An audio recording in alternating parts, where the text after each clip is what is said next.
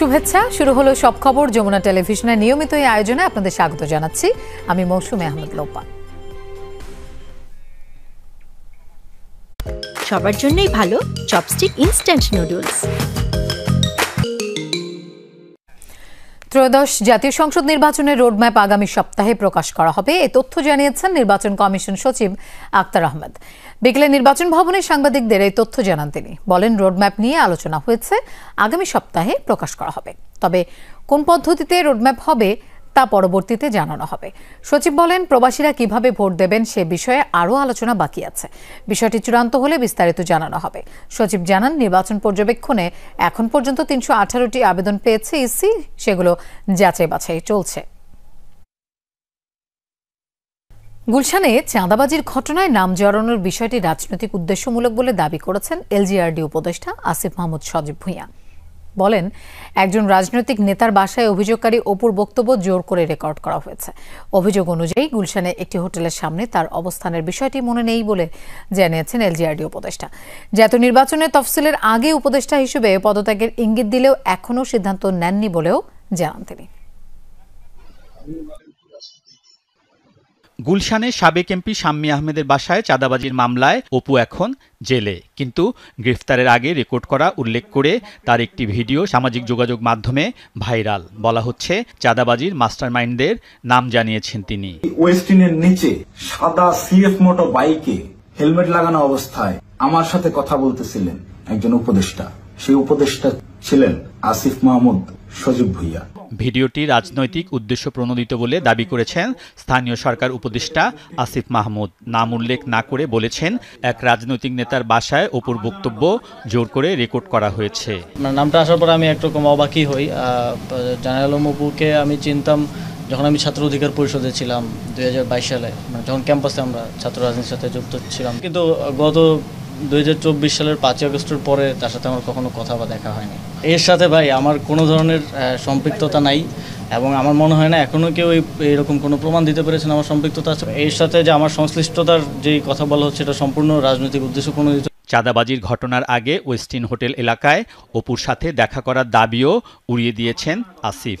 মাঝে মধ্যেই আমার রাতে যখন কাজ শেষ হয়, প্রায় কখনো কখনো ভোর হয়ে যায়, আমি রাতে খাওয়া দাওয়া, ওই সময় বাসায় আসলে খাওয়া দাওয়া দেওয়ার মতো কেউ থাকে না খাবার। তো আমি মাঝে মধ্যে বেশিরভাগ সময় যাই 300 ফিটের নীলা মার্কেট বলে একটা জায়গা আছে, আপনারা জানেন, ওইখানে হাঁসের মাংস খুব ভালো পাওয়া যায়। তো ওইখানে হয়তো যাই 4-5 জন মিলে। আবার মাঝে মধ্যে ওইটা আবার বেশি ভোর হয়ে গেলে বন্ধ থাকে, তখন ওইদিকে ওয়েস্টিনে যাওয়া হয়। তবে এক্স্যাক্ট ওই দিন আমি গিয়েছিলাম কিনা বা সেখানে ছিলাম কিনা এটা আমার সিসিটিভি ফুটেজে হেলমেট পরা যে কাউকে যদি আমাকে বলে দাবি করা হয়, এটা কতটুকু আসলে বিশ্বাসযোগ্য বা কতটুকু। নির্বাচনের তফসিল ঘোষণার আগে উপদেষ্টার পদ থেকে পদত্যাগের ইঙ্গিত দিয়েছেন আসিফ মাহমুদ, তবে এখনো সিদ্ধান্ত নেননি। পরিচিতি বেশি হওয়ার কারণে আমার বা মাহফুজ ভাই বা ছাত্র উপদেষ্টাদের কথা বলে থাকে, কিন্তু এই সরকারে তো আরও অনেকে আছেন যাদের পূর্ববর্তী রাজনৈতিক পরিচয় আছে, এখনো হয়তো আছে, এবং সামনেও রাজনীতি করবেন কিংবা নির্বাচনও করবেন। সরকারের বিভিন্ন জায়গায় হয়তো আরও অনেক এরকম আছেন। আমি মনে করি যে সবারই তফসিলের আগে পদত্যাগ করা উচিত, একটা স্বচ্ছ এবং সুষ্ঠু কোনো প্রকার প্রভাবমুক্ত নির্বাচন আয়োজনের জন্য। আপনি কি নির্বাচন করবেন কিনা? আমি এই বিষয়ে এখনো চূড়ান্ত কোনো সিদ্ধান্ত নেই। তফসিলের ঘোষণার আগে আপনি পদত্যাগ করবেন, বিষয়টি হ্যাঁ, মোটামুটি এটা বলা যায়। এখন চূড়ান্ত সিদ্ধান্তটা অবশ্যই সরকারের। আসিফ মাহমুদ বলেন, পদত্যাগ করলে এনসিপিতে যোগদান করবেন কিনা এখনও সেই সিদ্ধান্ত হয়নি। আলমগীর স্বপন, যমুনা নিউজ, ঢাকা। গুলশান কাণ্ডে উপদেষ্টাদের কেউ জড়িত কিনা তা স্পষ্ট করার দাবি জানিয়েছেন বিএনপির স্থায়ী কমিটির সদস্য সালাউদ্দিন আহমদ। বলেছেন, এই ঘটনার তদন্ত না হলে প্রশ্ন উঠবে উপদেষ্টাদের নিয়ে। জাতীয় নির্বাচন নিয়ে বিভ্রান্তিকর বক্তব্য পরিহার করতে রাজনৈতিক দলগুলোর প্রতি আহ্বানও জানান তিনি। বলেন, যারা নির্বাচন বানচালের চেষ্টা কিংবা বয়কট করবে, জাতীয় রাজনীতি থেকে তারা মাইনাস হবে। গুলশানে আওয়ামী লীগের সাবেক সংসদ সদস্য শাম্মী আহমেদের বাসায় চাঁদাবাজির ঘটনায় গ্রেফতার জানে আলম অপুর একটি স্বীকারোক্তিমূলক বক্তব্য ছড়িয়ে পড়েছে সামাজিক যোগাযোগ মাধ্যমে, যেখানে একজন উপদেষ্টার সঙ্গে ভোররাতে গুলশানে একটি হোটেলের সামনে সাক্ষাৎ ও আলোচনার কথা বলেন অপু।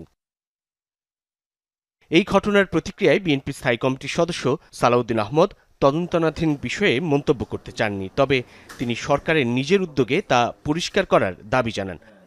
সরকারের কোনো উপদেষ্টা জড়িত আছে কিনা সেইটি একটি প্রশ্ন উত্থাপিত হয়েছে। জনগণের সামনে সেই প্রশ্নের উত্তরটা তুলে ধরা দরকার, যাদেরকে এটা এখানে উদ্দেশ্য করে এই বক্তব্য দেয়া হয়েছে। আর একটা বিষয়, যদি এটা না হয় তাহলে এই অন্তর্বর্তীকালীন সরকারের উপদেষ্টাদের নিয়ে আরও বেশি প্রশ্ন উত্থাপিত হতে থাকবে। ফেব্রুয়ারিতে নির্বাচন হবে, ফেব্রুয়ারিতে নির্বাচন হবে না। সম্প্রতি জাতীয় নির্বাচন নিয়ে এনসিপি ও জামায়াতে ইসলামের নেতাদের বক্তব্যকে মাঠের রাজনৈতিক বক্তব্য হিসেবে উল্লেখ করেন তিনি। বলেন, প্রধান উপদেষ্টার বক্তব্যেই স্পষ্ট যেসব বিষয়ে ঐকমত্য হয়েছে পরবর্তী সংসদেই তা বাস্তবায়ন হবে। এবং বিশ্বাসযোগ্য একটা নির্বাচন অনুষ্ঠান ছাড়া এই জাতির সামনে আর কোনো বিকল্প নেই।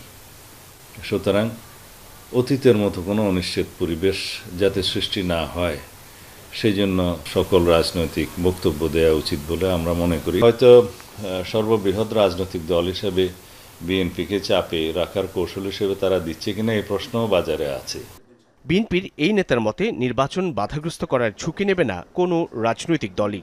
যারা নির্বাচনকে নিরুৎসাহিত করবে তাদের প্রত্যাখ্যান করবে ভোটাধিকার বঞ্চিত জনগণ। আমি নির্বাচন নিয়ে কোনো সংশয় শঙ্কা দেখি না। যারা আগামী নির্বাচনকে বয়কট করার চেষ্টা করবে ডাইরেক্টলি অর ইনডাইরেক্টলি, তারা জাতীয় রাজনীতি থেকে মাইনাস হয়ে যাবে। এখন সেই ভোটের অধিকার প্রয়োগের ক্ষেত্রে যে সমস্ত রাজনৈতিক দল নিরুৎসাহিত করবে জনগণকে, তাদেরকে জনগণ প্রত্যাখ্যান করবে। সালাউদ্দিন বলেন, অন্তর্বর্তীকালীন সরকারকে নির্বাচন নিয়ে রাজনৈতিক দলগুলোর সঙ্গে আলোচনা অব্যাহত রাখতে হবে। জাতীয় স্বার্থে দলীয় ক্ষুদ্র স্বার্থের ঊর্ধ্বে উঠতে দলগুলোর প্রতিও আহ্বান জানান তিনি। জনগণ তাদেরকে দায়ী করবে গণতন্ত্রে উত্তরণের জন্য বাধা হিসাবে। সাইফুদ্দিন রবিন, যমুনা নিউজ, ঢাকা। গুলশানে সাবেক এমপির বাসায় চাঁদাবাজির মামলাটি চূড়ান্ত পর্যায়ে, এমনটাই জানিয়েছে পুলিশ। গ্রেফতারের আগে অপুর ভিডিও বার্তা হিসেবে ছড়ানো ভিডিওর বিষয়ে কিছু জানায় না তারা। যদিও অপুর স্ত্রী অভিযোগ করেছেন তার স্বামীকে তুলে নিয়ে বিএনপির এক নেতার গোপীবাগের বাসায় এটি রেকর্ড করা হয়েছে। পরে কাটছাট করে গ্রেফতারের 14 দিন পর সামাজিক মাধ্যমে ছড়িয়ে দেওয়া হয়েছে। পতিত আওয়ামী লীগের সাবেক এমপি শাম্মী আহমেদের গুলশানের বাসায় মব ও চাঁদাবাজি অভিযোগ বৈষম্য বিরোধী ছাত্র আন্দোলনের নেতা আব্দুর রাজ্জাক রিয়াদ ও জানে আলম অপুসহ কয়েকজনের বিরুদ্ধে। সংগঠন থেকে বহিষ্কারের পাশাপাশি কয়েকদিন পর রিয়াদ অপুসহ 6 জন গ্রেফতার। মামলায় আসামিরা যখন কারাগারে তখন আলোচনায় আসে বুধবার সামাজিক যোগাযোগ মাধ্যমে ছড়ানো একটি ভিডিও। এটিকে গ্রেফতারের আগে জানে আলম অপুর স্বীকারোক্তি উল্লেখ করে শেয়ারও করেছেন অনেকে। অভিযোগের আঙুল তোলা হয় এলজিআরডি উপদেষ্টার বিরুদ্ধে। ওয়েস্টিনের নিচে সাদা সিএফ মোটো বাইকে হেলমেট লাগানো অবস্থায় আমার সাথে কথা বলতেছিলেন একজন উপদেষ্টা। সেই উপদেষ্টা ছিলেন আসিফ মাহমুদ সজীব ভুইয়া। আপনাদেরকে চ্যালেঞ্জ করব, আমাকে ভুল প্রমাণ করার আগে আপনারা ওই সিসিটিভি ফুটেজ যাতে সামনে আনবেন, এনে দেখাবেন যে ওই সময় আসলে এরকম কোনো কিছু ঘটে নাই। আমার সাথে আসিফ মাহমুদ সজীব ভুইয়ার কোনো কথাবার্তা হয় নাই, সে ওখানে আসে নাই।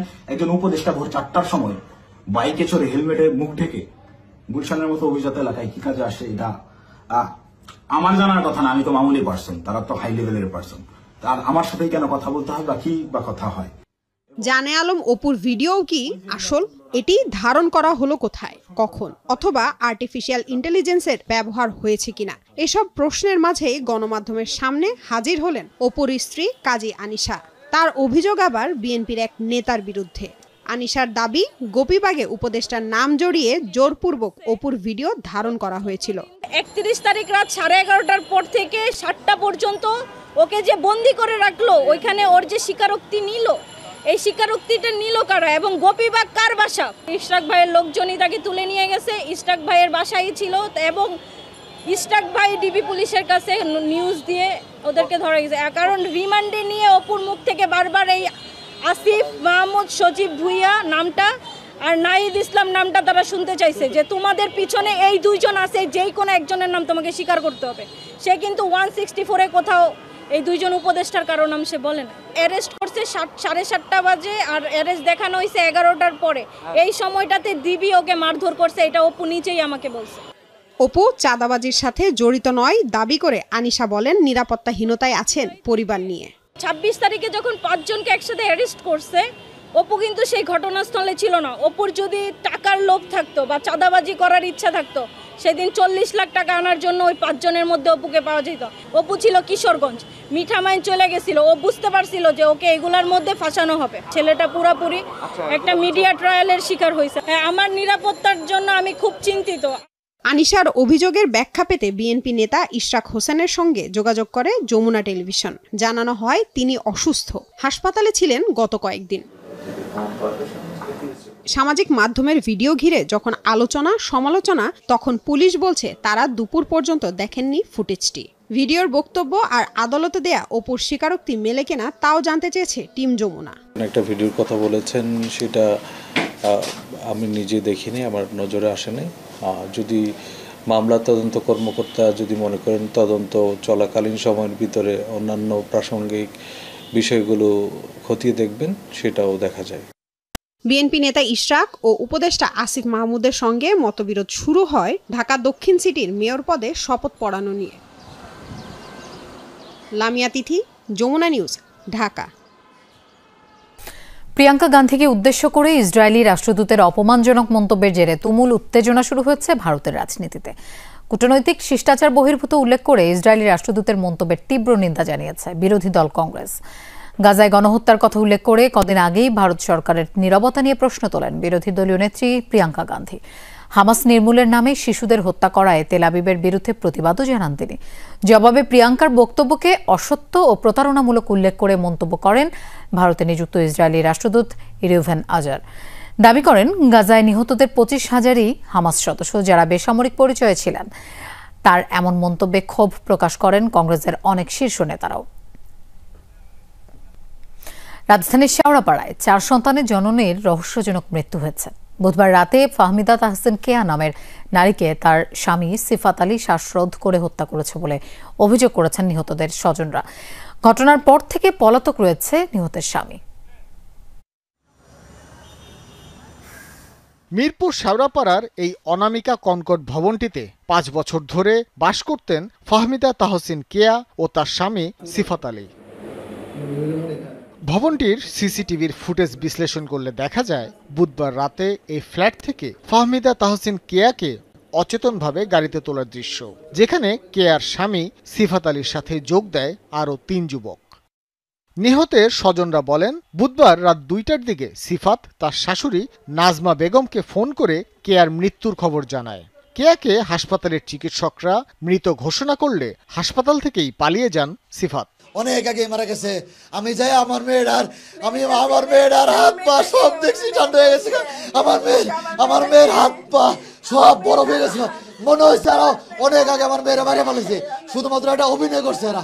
ও ক্রেজি টাইপের ছিল। ও হঠাৎ করে ক্রেজি হয়ে গেলে ভালো ক্রেজি হয়ে আমার মায়ের হঠাৎ করে মাথার মধ্যে ঘুষি দিত, ও মারতো, চুলে ধরে মারতো, এগুলো করতো।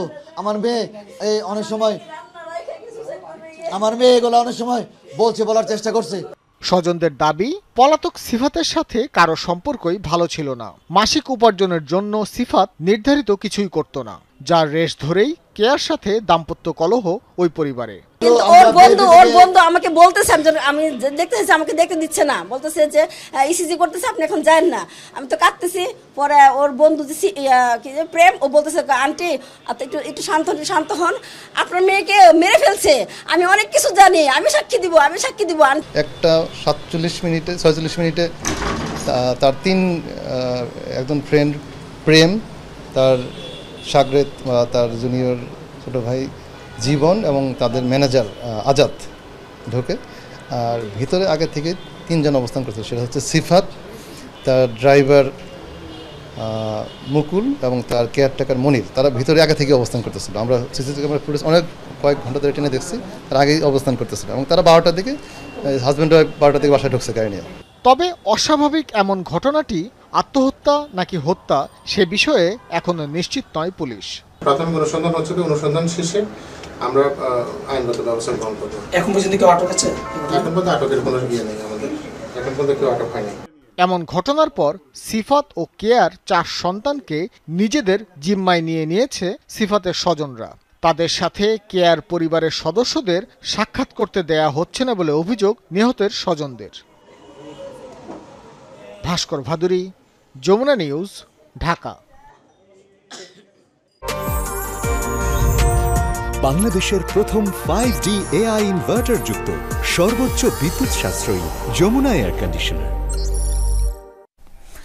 রাজধানীর বনানীর একটি সীসা বারের সিঁড়িতে রাহাত হোসেন রাব্বি নামে এক যুবককে ছুরিকাঘাতে হত্যা করা হয়েছে। পুলিশ বলছে হামলাকারী পূর্ব পরিচিত, পরিবার বলছে তার মৃত্যু সন্দেহজনক। এ ঘটনায় 5 জন জড়িত বলে জানিয়েছে পুলিশ। আসামিদের দ্রুত গ্রেফতার করতে অভিযান চলমান বলেও জানানো হয়। ঘড়ির কাঁটায় তখন বৃহস্পতিবার ভোর 5টা। এই ছবি রাজধানীর বনানীর 360 নামের একটি সীসাবারের। সিসিটিভির ফুটেজে দেখা যায় বার থেকে নেমে যাচ্ছেন রাব্বি নামে এক যুবক, সাথে ছিলেন তার এক বন্ধু। হঠাৎ কয়েকজনের সঙ্গে তার কথা কাটাকাটি হয়। এক পর্যায়ে ধারালো অস্ত্র দিয়ে রাব্বিকে আঘাত করতে থাকে তারা। থামাতে গেলে হামলার শিকার হয় তার বন্ধুও। হামলাকারীর একজন ধারালো চাকু দিয়ে, আরেকজন ধারালো অস্ত্র দিয়ে রাব্বিকে উপর্যুপরি আঘাত করে। কিছুক্ষণের মধ্যেই রক্তাক্ত রাব্বি ফ্লোরে লুটিয়ে পড়ে। কুর্মিটোলা হাসপাতালে নেওয়া হলে চিকিৎসক রাব্বির মৃত্যুর খবর নিশ্চিত করেন। পরে ময়নাতদন্ত শেষে পরিবারের কাছে মরদেহ হস্তান্তর করে বনানী থানা পুলিশ। পুলিশ জানায় হামলাকারীরা রাব্বির পুরো পরিচিত, তবে তাকে হত্যার কারণ এখনো নিশ্চিত হতে পারেনি পুলিশ। রাব্বির সাথে যে বন্ধু খোকন ছিল, খোকনের সাথে তার 1 বছরের পরিচয়। আর এই যে আসামি, আমরা যে 21 যে মানে শনাক্তকারী যে আসামি, ওই ব্যক্তির সাথে এর আসা যাওয়া আছে, দেখা সাক্ষাৎ আছে, কথা চলে, সে তার দুজনা পরিচিত। প্রতিদিন সন্ধ্যা থেকে ভোররাত পর্যন্ত পুলিশকে ম্যানেজ করে বনানী থানা এলাকায় সীসাবার চলছে।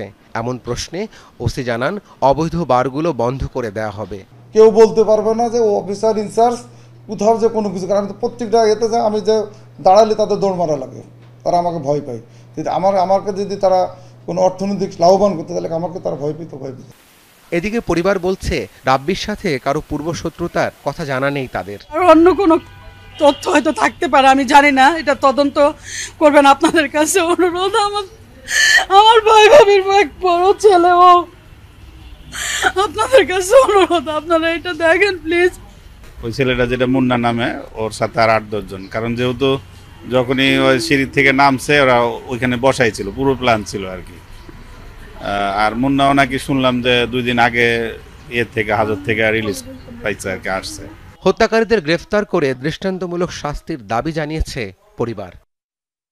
রাব্বি Siddiqui, Jamuna News, Dhaka. Activated carbon deodoriser যুক্ত কঙ্কা ফ্রিজে এক খাবারের গন্ধ অন্য খাবারে যেতে পারে না।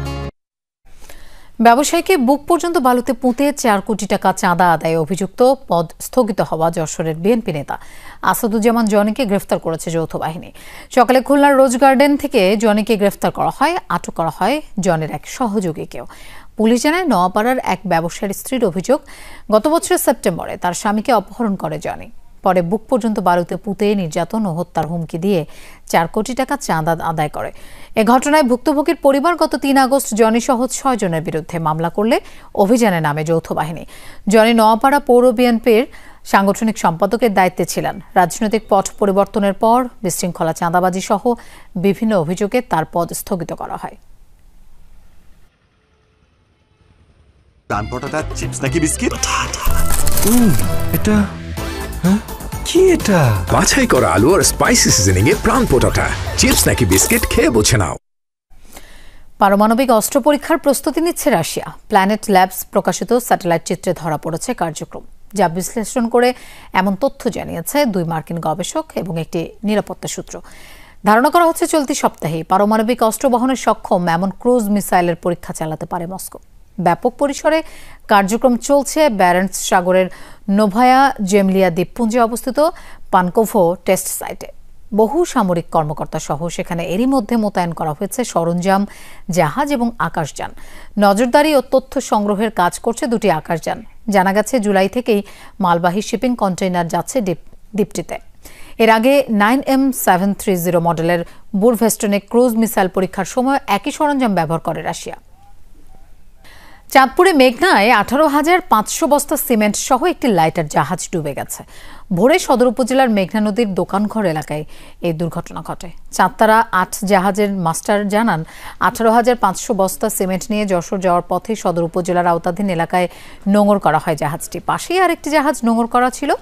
পরে ফের যাত্রা শুরু করলে নদীর তীব্র স্রোতে পাশের জাহাজের সাথে ধাক্কা খেয়ে কাত হয়ে পড়ে চাঁদতারা 8। এ সময় জাহাজে থাকা 8 জন নাবিককে স্থানীয় জেলেরা উদ্ধার করেন।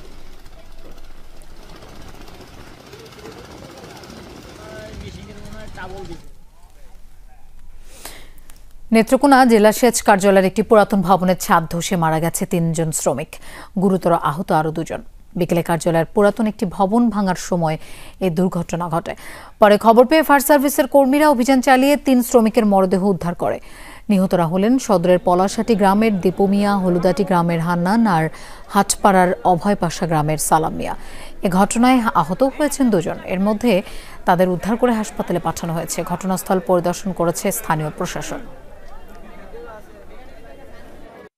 হঠাৎ করে একটি পুরাতন ভবনের ওয়াল তাদের উপর ধসে পড়ে।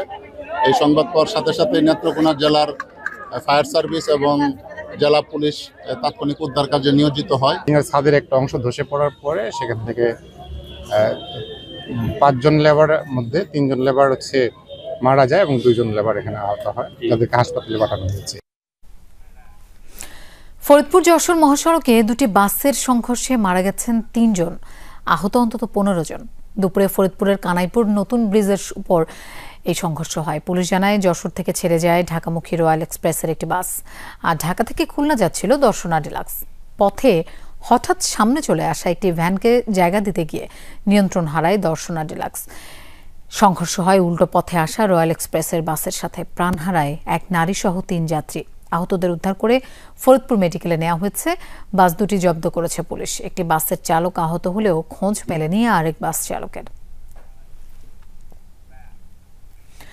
শুধু অর্থ আয়ের জন্য দুর্বল, অসুস্থ এবং হজ করার মতো শারীরিকভাবে ফিট নন এমন কাউকে সৌদি আরব না পাঠানোর অনুরোধ করেছেন ধর্ম উপদেষ্টা ডক্টর আফমা খালিদ হোসেন। হজ ও ওমরা ফেয়ার 2025-এর উদ্বোধনী অনুষ্ঠানে তিনি বলেন, সৌদির সরকারি ক্যাটারিং সার্ভিসের খাবার বাদ দেয়া এবং মুজদালিফায় টয়লেট ব্যবস্থাপনা উন্নত করার অনুরোধ জানাবে ঢাকা। রাজধানীর চীন মৈত্রী সম্মেলন কেন্দ্রে শুরু হয়েছে 3 দিনের জাতীয় পর্যায়ে হজ ও ওমরা ফেয়ার। এতে অংশ নিয়েছে হজ agency, travel group, airlines, bank সহ বিভিন্ন সেবাদানকারী প্রতিষ্ঠান। মেলায় রয়েছে নানা অফার ও ডিসকাউন্ট। প্যাকেজটা কত করে হয় এবং কোনো ডিসকাউন্ট হয় কিনা? যারা ইউএসএ, কানাডা, ইউরোপে যায় তারা অন দ্য ওয়েতে 96 আওয়ার্স একটা স্টপ ওয়ার ভিসা নিয়ে ওনারা ওমরা করতে পারে। অনুষ্ঠানে হাব সভাপতি বলেন, ক্যাটারিং ও বাসা ভাড়ার ক্ষেত্রে সৌদি সরকারের এক এক সময় এক এক নিয়মের কারণে হাজিদের অসুবিধা ও খরচ বেড়ে যায়। বিমান ভাড়া নিয়েও আপত্তি রয়েছে হজ এজেন্সিগুলোর। এই বছর এরা বলতেছে যে ক্যাটারিং এবং ক্যাটারিংয়ের যে ফুডটা, এটা সার্ভিস প্রোভাইডার যারা মোয়াল্লেম তাদের মাধ্যমে করতে হবে। আরেকটা হলো বাড়ি ভাড়াটাও তাদের মাধ্যমে করতে হবে। ওদের খাওয়াটা হলো উটের মাংস এবং দুম্বার মাংস, এগুলা খাইয়ে আমাদের হাজিরা অসুস্থ হয়ে পড়বে। মোয়াল্লেমের অধীনে যদি আমরা বাড়ি ভাড়া করি তাহলে এটা ডাবল হয়ে যাবে। ডেডিকেটেড হসপিটালের কথা বলে এই ভাড়াটা দ্বিগুণ নেওয়া হয়। সত্যিকার অর্থে কোনো এয়ারলাইন ডেডিকেটেড হসপিটাল পরিচালনা করে না, সেক্ষেত্রে ভাড়ার বৃদ্ধির কোনো যৌক্তিক কারণ নেই।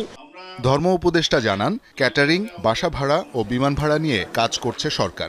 ডিউ লেটার দিয়েছি ক্যাটারিং সার্ভিসটা যাতে বাতিল করা হয়। মিনা, মুজদালিফা, আরাফাতে টয়লেটের সংখ্যা কম, হাজিদেরকে দাঁড়িয়ে থাকতে হয়। জায়গা আছে, আপনারা তৈরি করে দেন।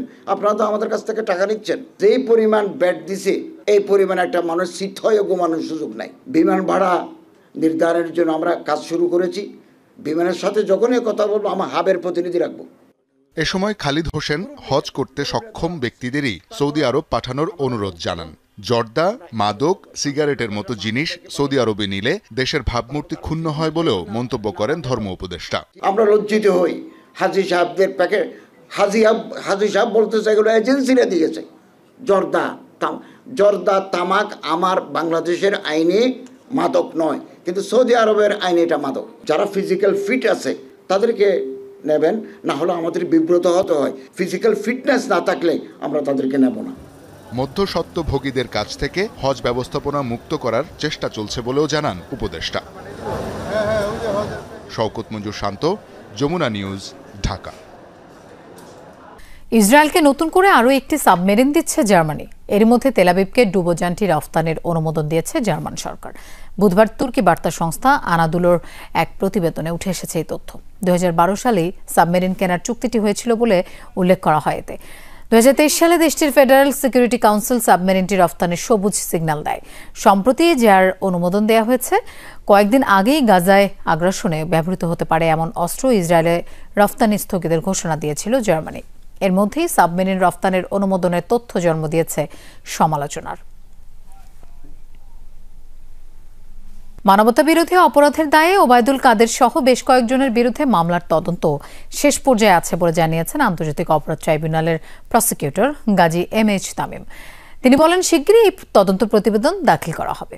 এর আগে গত 20 জুলাই মানবতাবিরোধী অপরাধের পৃথক 7 মামলায় সাবেক মন্ত্রী আনিসুল হক দীপু মনি, সাবেক প্রধানমন্ত্রী বেসরকারি শিল্প ও বিনিয়োগ উপদেষ্টা সালমান এফ রহমান, সাবেক প্রতিমন্ত্রী জুনাদ আহমেদ পলক সহ 45 জনের বিরুদ্ধে 3 মাসের মধ্যে তদন্ত শেষ করতে নির্দেশ দিয়েছিলেন ট্রাইব্যুনাল। এই মামলায় 45 আসামির মধ্যে 17 জন গ্রেফতার আছেন।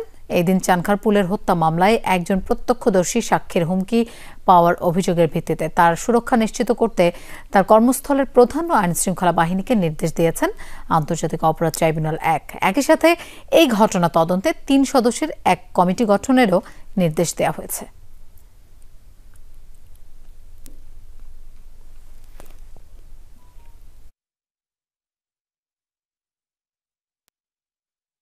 ট্রাইব্যুনাল ডাইরেকশন দিয়েছেন যে এই সাক্ষীর সুরক্ষা, সেফটি এবং ওয়েলবিং নিশ্চিত করার জন্য ওবায়দুল কাদের সহ বেশ কয়েকজনের তদন্ত প্রতিবেদন একদম শেষ পর্যায়ে মর্মে আমাদেরকে তদন্ত সংস্থা থেকে জানানো হয়েছে। খুব শীঘ্রই আমরা আশা করছি যে আরও কয়েকটি মামলার তদন্ত প্রতিবেদন আমরা হাতে পাব।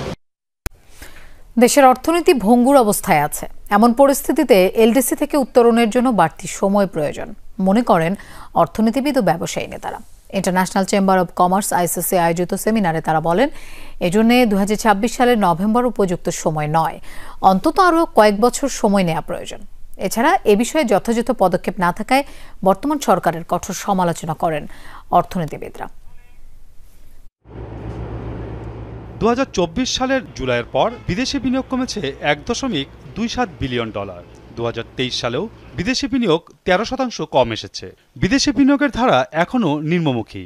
এছাড়া উচ্চ বৈদেশিক ঋণ, ক্রমবর্ধমান মূল্যস্ফীতি এবং অর্থনৈতিক অনিশ্চয়তায় আছে বাংলাদেশ। এমন পরিস্থিতিতে 2026 সালে এলডিসি থেকে উত্তরণের সিদ্ধান্ত হবে আত্মঘাতী। সেমিনারে এমন অভিমত তুলে ধরেন ব্যবসায়ী নেতারা। এখন যদি গ্রাজুয়েশনে আমরা যাই, এক কথায় এটা হবে আত্মঘাতী সিদ্ধান্ত। ইউরোপিয়ান ইউনিয়নে আমাদের ডিউটি বেড়ে যাবে 12%, যেখানে আমি 0 পাচ্ছি। আমার কানাডাতে চলে যাবে 16 থেকে 18% এবং জাপানে বাড়বে 7.4 থেকে 12.8%। Our cost of doing business has gone through the roof. So সেখানে Vietnam has done an FTA with European Union, the UK has done an FTA with UK, India has done an FTA with UK. So ওইখানে we are losing competitiveness, but এখানে আমাদের competitiveness আরো বাড়াতে হবে to be able to graduate. We are not ready for that. LDC থেকে উত্তরণের জন্য তড়িঘড়ি না করে সময় নিয়ে টেকসই উত্তরণের পথে হাঁটার পরামর্শ দেন অর্থনীতিবিদরা। এক্ষেত্রে বাংলাদেশি বিশেষজ্ঞদের এড়িয়ে যাওয়ার কড়া সমালোচনা করেন তারা। Running the government, why do we need people who do not have any root here, those who do not have the feel of the economy and the challenges here? বাংলাদেশের এক্সপার্টরা কি এখানে ঘাস খেয়ে বড় হয়েছেন? আমি তো বুঝতে পারি না। আমাদের দেশে তো এত এক্সপার্ট আছে, এখানে হাফ অফ দ্য অ্যাডভাইজার তারা কিন্তু এখানে কোনো ধরনের অভিজ্ঞতা নাই। মনে হচ্ছে যেন তারা এখানে ইন্টার্নশিপ করতে আছেন। Learning by doing, we do not need people those who are learning, who have come here for learning by doing. We need experts and we have ample experts. এখনো জ্বালানি নিরাপত্তা পুরোপুরি নিশ্চিত করা যায়নি। আগামী 2 বছরের মধ্যে সেটা ঠিক হয়ে যাবে এমন কিছু দেখা যাচ্ছে না। এমন পরিস্থিতিতে এলডিসি থেকে উত্তরণের সিদ্ধান্ত নেওয়া হলে প্রতিদ্বন্দ্বী দেশগুলোর সাথে রপ্তানিতে পিছিয়ে পড়ার আশঙ্কা ব্যক্ত করেন ব্যবসায়ীরা। To raise our voice together বর্তমানে শিল্প খাত চরম জ্বালানি নিরাপত্তার সংকটে আছে। আগামী 2 বছরে এমন কি ম্যাজিক দেখা যাবে যে সহসাই পরিস্থিতির উন্নতি ঘটবে? 2026 সালে এলডিসি থেকে উত্তরণের সিদ্ধান্ত নেওয়া হলে প্রতিদ্বন্দ্বী দেশের তুলনায় বাংলাদেশ পিছিয়ে পড়বে। Vietnam, Cambodia, India, Pakistan. LDC থেকে উত্তরণের সিদ্ধান্তকে সমর্থন জানান ব্যবসায়ীরা, তবে তার আগে ব্যাংক ও আর্থিক খাতের যথাযথ সংস্কারের পরামর্শ দেন তারা। মাসুদুজ্জামান রবিন, যমুনা নিউজ, ঢাকা। দেশীয় শিল্প প্রতিষ্ঠান এনপলি গ্রুপের অঙ্গ প্রতিষ্ঠান এনপলিমার কনস্ট্রাকশন ও দেশীয় আমদানিকারক প্রতিষ্ঠান এসআরএস কর্পোরেশন যৌথভাবে চীনে উৎপাদিত ডাফু পাম্প অ্যান্ড মোটর বাজারজাত করছে। দুপুরে রাজধানীর একটি হোটেলে এই পণ্যের আনুষ্ঠানিক মোড়ক উন্মোচন করা হয়। অনুষ্ঠানে এসআরএস কর্পোরেশনের কর্ণধার প্রতাপ সমাদ্দার বলেন, 4 দশকের বেশি সময় ধরে ডাফু ব্র্যান্ডের ওয়াটার পাম্প ও মোটর বাজারজাত করছে। প্রতিষ্ঠানটির রয়েছে 30টিরও বেশি প্রযুক্তিগত পেটেন্ট, যা তাদের উদ্ভাবনী সক্ষমতার প্রমাণ বহন করে। বাংলাদেশে ডাফু পাম্প অ্যান্ড মোটরের দক্ষ টেকনিক্যাল সার্ভিস টিম গ্রাহকদের উন্নত বিক্রয়োত্তর সেবা দিতে প্রস্তুত। জানান, উন্নত মানের পাম্প গ্রাহকের দোরগোড়ায় পৌঁছে দিয়ে পানির নিরবচ্ছিন্ন সরবরাহ নিশ্চিত করা হবে, যা দেশের শিল্প ও কৃষি উভয় ক্ষেত্রেই উৎপাদনশীলতা বৃদ্ধি করতে সহায়তা করবে। অনুষ্ঠানে এনপলি গ্রুপ কর্মকর্তা সহ দেশের বিভিন্ন প্রান্ত থেকে আগত পরিবেশকরা উপস্থিত ছিলেন। জিম্বাবুয়ে সিরিজের রেশ কাটতে না কাটতেই এবার ইংল্যান্ডে উড়াল দিচ্ছে বাংলাদেশ অনূর্ধ্ব 19 দল। ইংল্যান্ড অনূর্ধ্ব 19 দলের বিপক্ষে ওয়ানডে সিরিজ খেলতে যাচ্ছে বাংলাদেশের যুবারা। 5 ম্যাচের ওয়ানডে সিরিজটি শুরু হবে আগামী 5 সেপ্টেম্বর। আসন্ন সফরের বাকি ম্যাচগুলো হবে 7 থেকে 14 সেপ্টেম্বরের মাঝে। এর আগে অবশ্য আয়ারল্যান্ড যুবাদের বিপক্ষে একটি ওয়ানডে ম্যাচ খেলবে বাংলাদেশ অনূর্ধ্ব 19 দল। 3 সেপ্টেম্বর অনুষ্ঠিত হবে এই প্রস্তুতি ম্যাচ। সিরিজ খেলতে 31 আগস্ট ইংল্যান্ডের উদ্দেশ্যে উড়াল দেবে তামিমের দল। তার আগে মিরপুর শেরেবাংলা জাতীয় ক্রিকেট স্টেডিয়ামে কয়েকদিন অনুশীলন করবে যুবারা। ইউরোপের দেশ সার্বিয়ায় চরমে পৌঁছেছে সরকার বিরোধী আন্দোলন। গেল কয়েক মাস ধরে দেশটিতে নিয়মিত চলছে বিক্ষোভ। বুধবার পার্লামেন্ট ভবনের কাছে পৌঁছালে পুলিশি বাধার শিকার হয় বিক্ষোভকারীরা। চলে ধরপাকড়। বিরোধী দলের নেতাকর্মী ছাড়াও বিক্ষোভে অংশ নিচ্ছেন দেশটির সাধারণ মানুষ। গেল বছর নভেম্বরে নোভি সাদ শহরে একটি রেল স্টেশনের ছাদ ধসে প্রাণ হারান 16 জন। এরপর থেকেই দোষীদের শাস্তির দাবিতে শুরু হয় বিক্ষোভ। আনা হয় সরকারের দুর্নীতি ও অবহেলার অভিযোগ।